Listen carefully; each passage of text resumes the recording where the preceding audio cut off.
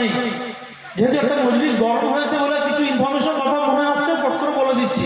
যেমন নবীজি আব্বা মা কোথায় যাবে, জান্নাতে যাবে না জাহান্নামে, এই বিষয়গুলো আমাদের পড়ার প্রয়োজন নেই। যা যা হাদিসে থাক না, কারোর মনে দুঃখ দিয়ে কারোর নিয়ে এগুলো নিয়ে বেশি আলোচনার প্রয়োজন নেই।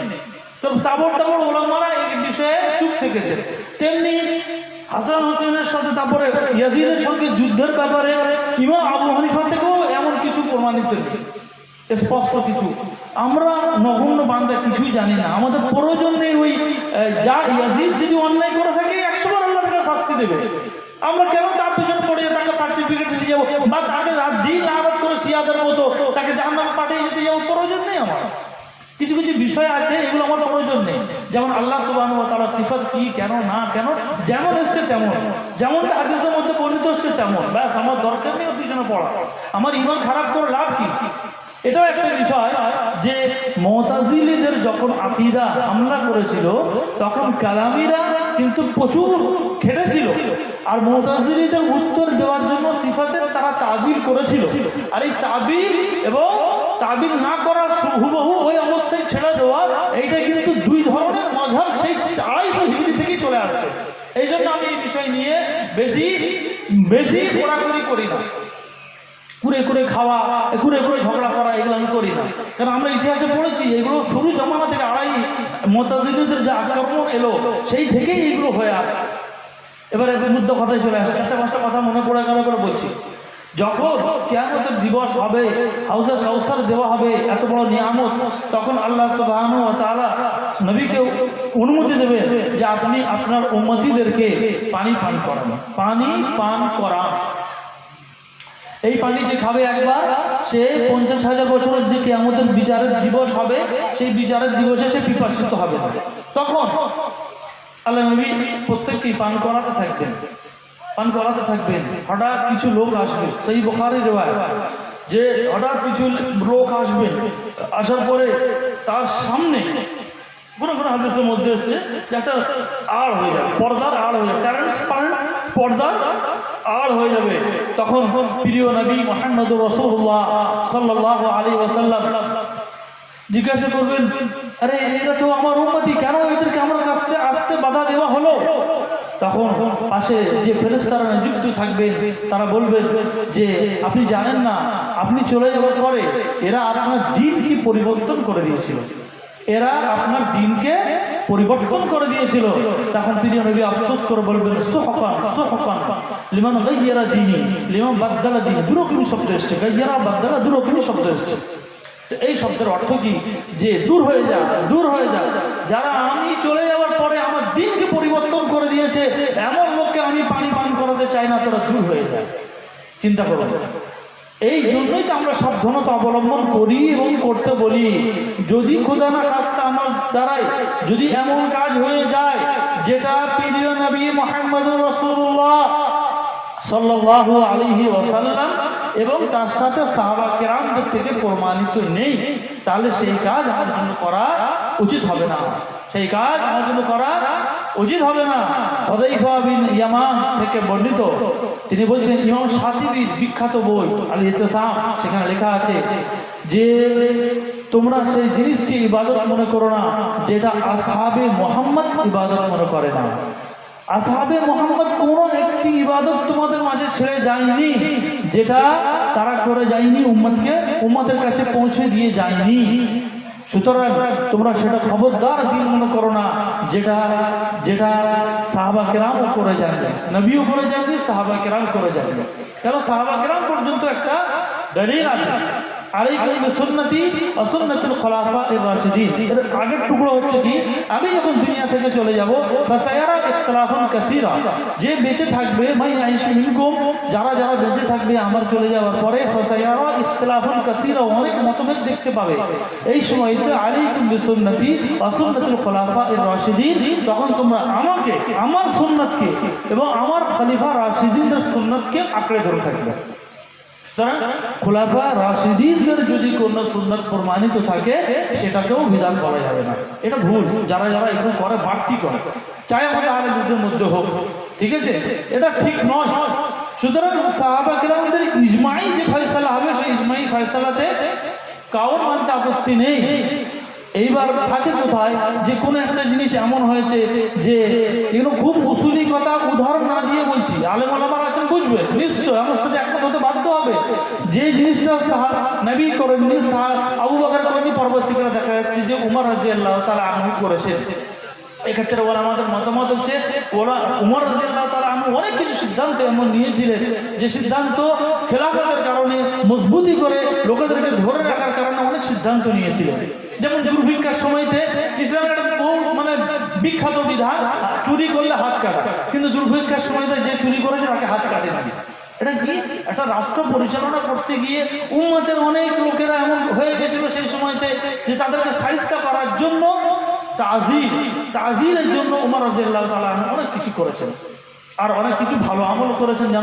যেমন তিনি খতম তারাবিটাও শুরু করেছিলেন যাতে উম্মত সেই খতম তারাবিটাকে সুন্দরভাবে চালিয়ে নিয়ে যেতে পারে।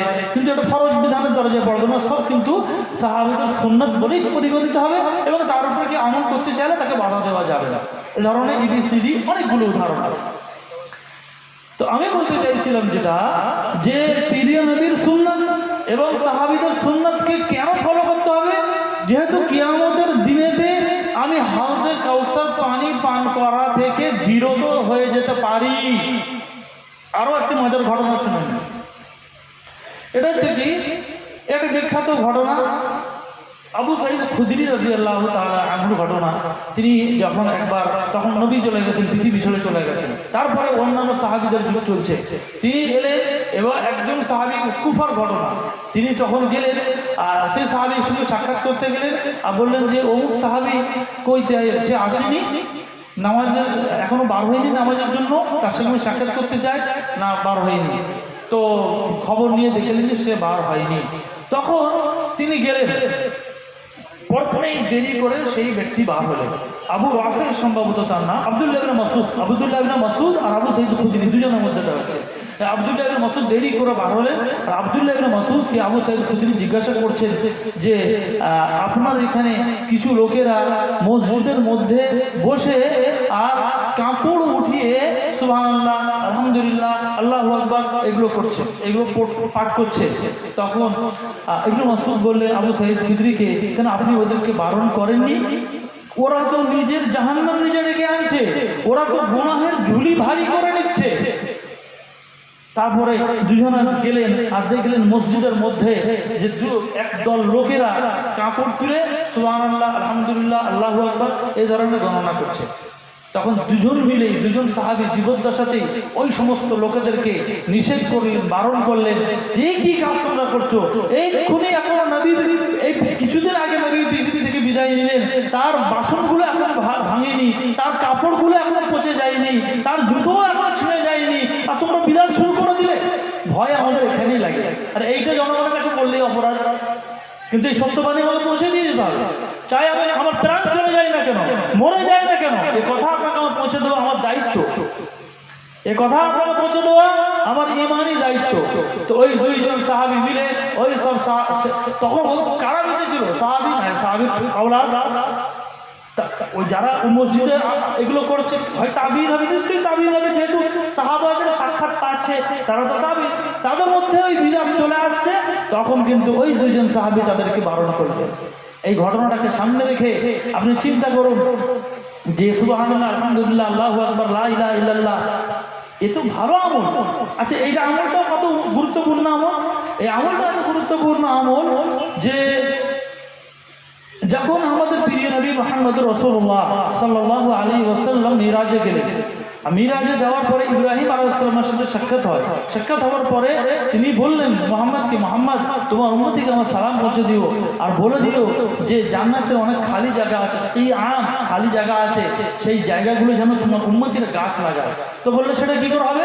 বললো এই দোয়াগুলো পাঠ করতে বলবে, সুবহানাল্লাহ, আলহামদুলিল্লাহ, লা ইলাহা ইল্লাল্লাহ, আল্লাহু আকবার, সুবহানাল্লাহ, আলহামদুলিল্লাহ, লা ইলাহা ইল্লাল্লাহ, আল্লাহু আকবার। কারণ ওই দুনিয়াতে যদি এই জিকিরগুলো আমরা করি তাহলে এর বদৌলতে আমার জান্নাতে গাছ লাগানো হবে। এটা হচ্ছে সহিহ হাদিস। যদি আপনি আমল করেন আপনার জন্য সুখবর। কিন্তু এই আমলটাই তারা করছিল জলগতভাবে উচ্চস্বরে একত্রিত হয়ে।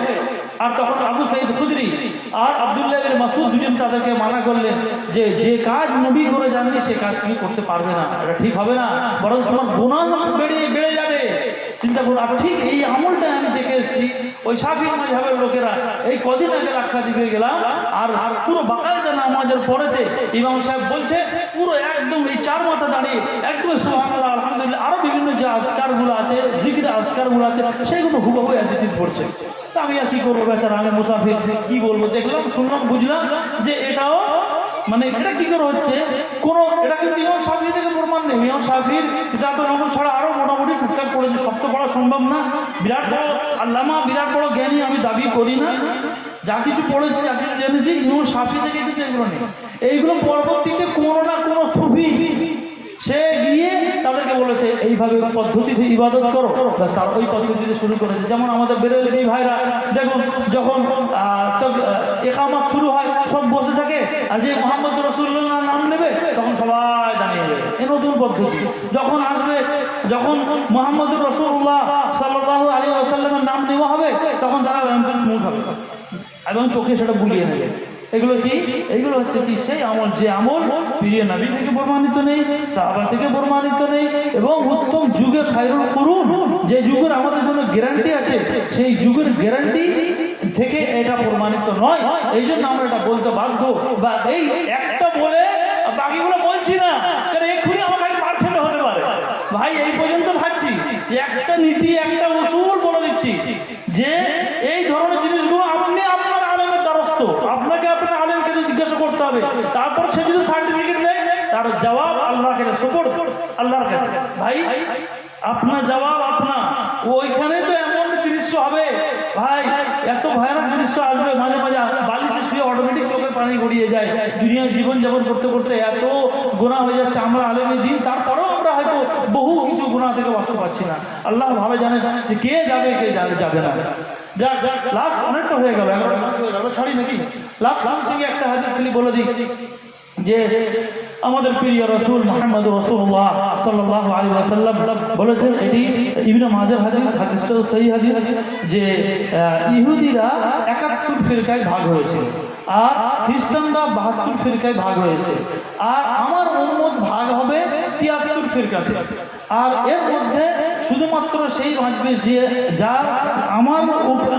যার উপরে আমি আছি আর আমার সাহাবা কেরাম যার উপরে আছে তারাই শুধুমাত্র বাঁচবে। অর্থাৎ এই কথাটা বলার পরে কোনো নাম নেই যে আহলে হাদিস বেঁচে যাবে, হানাফি বেঁচে যাবে, মালিকি বেঁচে যাবে, শাফি বেঁচে যাবে, না। একটা গুণাবলী বলেছে। সেই গুণাবলীটা কি? যে ব্যক্তি আমার সুন্নতের উপর টিকে থাকবে, সুন্নতকে আঁকড়ে ধরে থাকবে, সেই কিন্তু পার পেয়ে যাবে, এই ফিরকায় ভাগ হওয়া থেকে পার পেয়ে যাবে। তাহলে এই হাদিসটা দ্বারা আমাদের এটাও শিক্ষা পাওয়া যায়, আমাকে যথাযথভাবে এবং যথাসম্ভব হলে আমাকে সুন্নতের প্রতি টিকে থাকতে হবে। আমার পৃথিবীতে আমার কামিয়াবি, আমার সফলতার জিম্মাদার একমাত্র কার?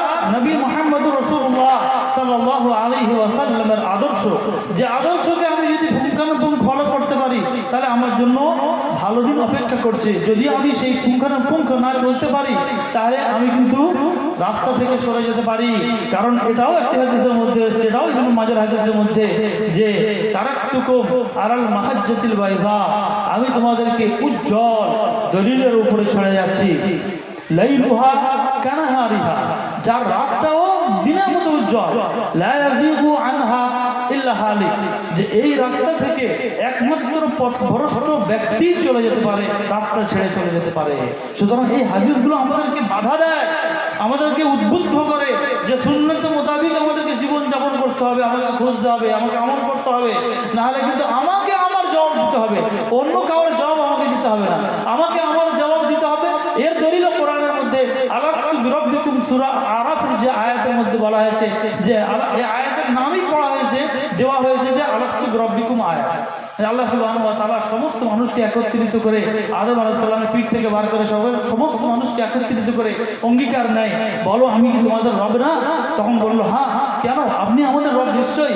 তো ফের আল্লাহ সুবহানাহু ওয়া তাআলা বলেন যে এই কথা খবরদার বলবেন শাহিদ না তাকুলু মা, এই কথা বললেন যে তুমি আমরা সাক্ষ্য থাকছি, আমরা সাক্ষী থাকছি যে এই কথা কখনোই তোমরা কিয়ামতের দিবসে বলবে না যে আমরা গাফিল ছিলাম, আমরা জানতাম না, আমাদেরকে আমার বাপদাদা বুঝিয়েছে, আমার ইমাম বুঝিয়েছে, আমি যার কাছে ছিলাম সে বুঝিয়েছে, এই কথা তোমরা এখানে বলবে না। তারপরে আবার বললেন যে এই কথা সে কিয়ামতের দিনে বলবে না যে আমার বাপ দাদা শিরিক করতো বলেই আমরা শিরিক করতাম, এই কথাটাও যেন কিয়ামতের দিবসে বলবে না। তো এই হাদিস, এই আয়াত থেকে যে আরো মাসলা ইজতিহাদ করা যায়, ইস্তেমবাদ করা যায় যে আপনার ভুলের দায়িত্ব আপনার নিতে হবে। আপনি ভুল করলে আপনাকে কিয়ামতের দিনে আপনাকে জবাব দিতে হবে। আপনার বাপের দোয়ায়, মায়ের দোয়ায়, দাদার দোয়ায়, পীরের দোয়ায় এসব চলবে না।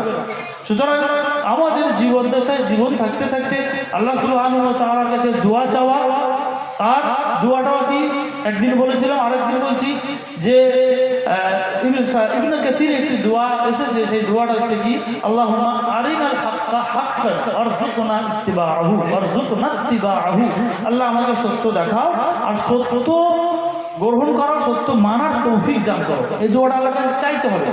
তারপর আল্লাহুম্মা আরিনাল বাতিলা বাতিলান ওয়ারযুকনা ইজতিনাবাহু, আল্লাহ আমাকে বাতিল, মিথ্যা যেটা আমার চোখ থেকে উজ্জ্বল হয়ে আছে সেটাও আমাকে দেখাও, যাতে আমি ওর থেকে বাঁচতে পারি, আমাকে ওর থেকে বাঁচাও। সুতরাং ভাইরা আমার, আজকে আমার বক্তব্যের যে মেসেজ সেটা হচ্ছে এই দায়িত্বহীন ভাষায় আমাদেরকে যেমন হোক করে আখিরাতের কামিয়াবি হাসিল করতে হবে। এই কামিয়াবি হাসিল করার জন্য নবী যে গ্যারান্টিটা দিয়েছে, আমার দেওয়া গ্যারান্টি না, সেই গ্যারান্টিটা স্মরণ করিয়ে দিচ্ছি যে কিতাবুল্লাহ ও সুন্নাত রাসূল, যে আল্লাহর কিতাব এবং তার ব্যাখ্যা, সুন্নাত এবং সুন্নাতের বিভিন্ন ব্যাখ্যা বিভিন্ন ইমামদের থেকে যেগুলো এসছে ইলমুল ফিকহের মধ্যে, ইলমুল কালামের মধ্যে, নিশ্চয়ই যেটা সঠিক বলে প্রমাণিত হবে, ওলামা কেরাম যুগে যুগে গ্রহণ করেছে, সেটা অবশ্যই ওর মধ্যে অন্তর্গত। ওটা যেমন ইজমা, কিয়াস, এগুলো সব কিন্তু সুন্নাতের মধ্যে অন্তর্গত বিষয়। কোরআনের আয়াত থেকে আপনি দলিল দেবেন। এখন যদি ইজমার দলিল চাই, কোরআন থেকে দলিল দেবেন, তাহলে কোরআনের মধ্যেই সব অন্তর্ভুক্ত। আর এটা জেনে রাখেন, আমি দায়িত্ব নিয়ে বলছি, আহলে হাদিসরা ইজমা কিয়াস অস্বীকার করে না। তাই যদি হতো তাহলে মাদ্রাসায় তাদের উসুলের বইতে কেন লেখা আছে? উসুলের বইতে লেখা আছে। মেন পার্থক্য হয় কোথায়? যে সেই ইজমাটা প্রতিষ্ঠিত হয়েছে কিনা, সেই ইজমাটা সংঘটিত হয়েছে কিনা, যুগ যুগ ধরে কোনো ওলামা সেটাকে মতভেদ করেছে কিনা, ইজমার সংজ্ঞার মধ্যে আসতে পারছে কিনা। কারণ ইজমা কথাই এটা যে শুরু থেকে নিয়ে আখির পর্যন্ত সমস্ত লোকেদের জন্মে গভীরের ইজমা হতে হয়। সেটাই যদি না হয় তাহলে ইজমা সংগঠিত হলো না। এইখানে সমস্যা হয় যে ইজমা হয়নি, ইজমা বলে পরিচালনা করা হয়, এইখানে সমস্যাটা হয়। তাই জন্য মতভেদটা থেকেই যায়। আর না হলে আহলে হাদিস যে মতবাদ, মযহাব, সেই যে মযহাবের ব্যাপারে ইমাম যুগে যুগে ইমামরা সাক্ষ্য দিয়ে এসেছে এবং বুনিয়াতুত তালিবিনের লেখক বড় পীর সাহেব খাজা আব্দুল কাদের জিলানী তার মধ্যে বলেছে যে এই যে পথটা ৭৩ ফিরকার মধ্যে যে পথটা সঠিক বলে আমার কাছে প্রমাণিত হয়েছে, লা ইসমা লাহুম ইল্লা ইসমুন ওয়াহিদ, তাদের অন্য কোনো নাম নেই, তার একটি নাম, সেটা হচ্ছে আহলুল হাদিস নাম। এই জন্য আমরা এই পথটাকে এই জন্য আমরা আঁকড়ে ধরি এবং আহ্বান করি যে এই মধ্যে যদি কোনো ভুল ভ্রান্তি থাকে নিশ্চয়ই দলিল সহকারে আমাদেরকে ভুল ধরিয়ে দেন, আমরা সংশোধন করতে বাধ্য হব। কিন্তু যদি দলিল আপনার কাছে না থাকে, আপনি তর্কের বসে, আপনি জেদের বসে যদি পড়ে থাকেন, তাহলে আল্লাহ আমার বিচার করবে। আল্লাহু ইয়াহকুমু বাইনাহুম ফীমা ফীহি ইখতালিফুন, যে আল্লাহ সুবহানাহু ওয়া তাআলা আপনার বিচার করবে কিয়ামতের দিবসে। আমি আমার বক্তব্য এখানে ইতি করছি। আল্লাহ সুবহানাহু ওয়া তাআলার কাছে দোয়া যেন আল্লাহ সুবহানাহু ওয়া তাআলা আমাদের সকলকে এক উম্মতি হয়ে এবং নবীর সুন্নতের অনুসারী হয়ে পৃথিবী থেকে জীবন যাপন করার তৌফিক দান করেন। এবং যখন আমরা পৃথিবী থেকে বিদায় নেব, তখন যেন কোরআন সুন্নাহ মোতাবেক জীবন যাপন করার পরে কালিমা নসিব হয় এবং উম্মতে মুসলিমার একজন অংশীদার হয়ে যেন আমরা মরতে পারি। এটাও বড় একটি দোয়া। কারণ বাংলাদেশে দেওবন্দি আলেমরা দেখুন কিভাবে নবীর শানে মুস্তাকি করছে, তারা মুরতাদ হয়ে গেছে। কম করে 5 জন আলেম মুরতাদ হয়ে গেছে। আপনি দেখুন, দেখে কান্না আসে, কি নবীর জন্য এমন এমন কথা বলছে যে মানে নবীকে একজন ধর্ষক বলছে, নবীকে একজন এই বলছে, কি নামটা মনে আসছে না এই সময়, এমন এমন করে কথাগুলো বলছে, মানে অজস্র কান্না আসে এবং দুঃখ পায়। বড় উদ্দেশ্য এটা যে আমরা যেই মাযহাবী হোক না কেন, আমাদের ঈমান যেন ইসলামের অবস্থা হয়, আমাদের ঈমান আমাদের মৃত্যু যেন কালেমা নসিব হয়। আল্লাহ সুবহানাহু ওয়া তাআলা সেই তৌফিক আমাদেরকে দান করেন। আমিন। অসংখ্য ধন্যবাদ আমাদের শহীদকে, অসংখ্য